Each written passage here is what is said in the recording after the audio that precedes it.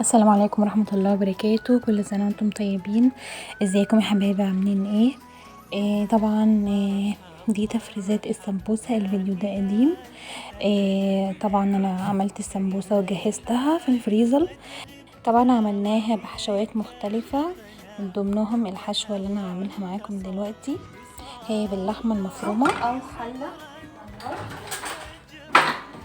فيها شوية زيت. دول 3 وصفات في وصفة واحدة. اول حاجة السمبوسة هنحط، انا كنت بشرة بصل على بعضه، فهاخد مقدار حوالي مقدار بصلتين كده، والباقي هسيبه عشان هخلطه مع النجس.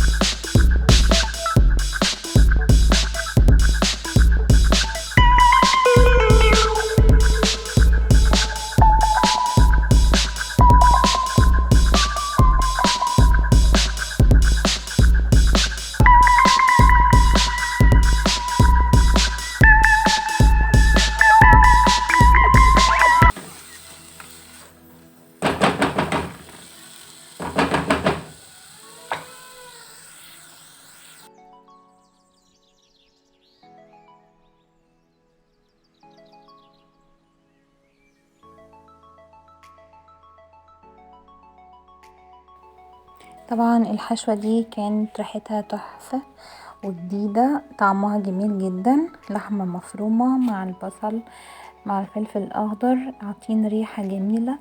ما ضفتش بهارات كتير، فلفل اسمر وملح وزعتر، حاجات بسيطة جدا.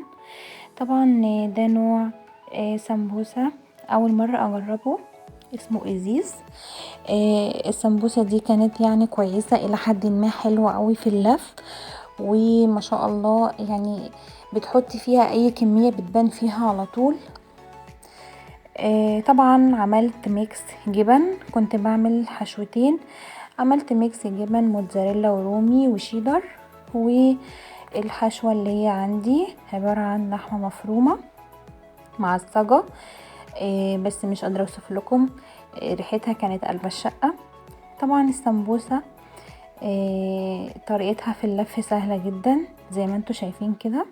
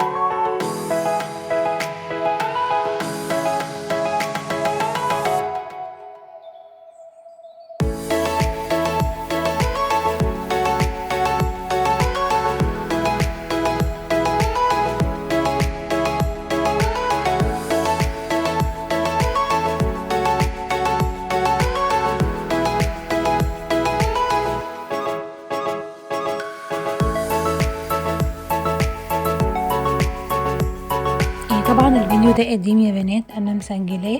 دي كانت تفريزات رمضان. انا بصراحة مرتاحة جدا. برضو مفرزة البانيه بنفس الطريقة، وهنزل لكم الفيديو بتاعه. وعملت ناجتس برضو وفرزته، هنزل لكم الفيديو بتاعه. بصراحة انا مرتاحة جدا.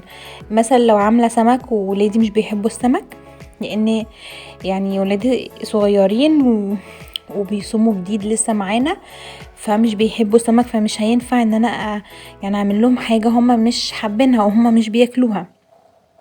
بقللهم البانيه، بطلع طبق البانيه جاهز بعمله، مش حاسه بيه. بطلع طبق السمبوسه جاهز بحمره، مش حاسه، لا بقعد الف ولا بقعد اجهز خلطه ولا بقعد، كل ده منتهى السهوله.